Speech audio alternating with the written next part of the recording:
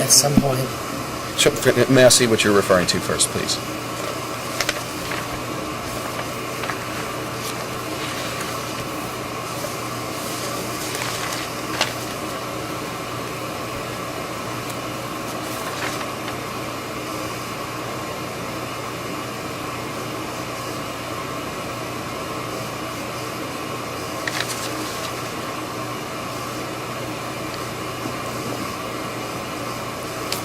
Detectives then showed a mug shot.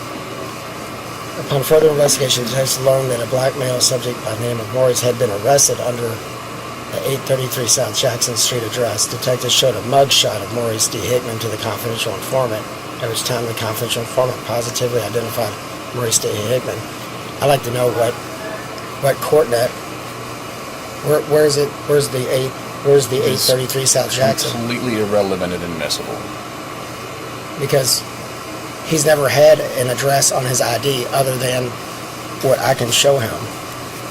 So it's kind of hidden in that second paragraph at the bottom.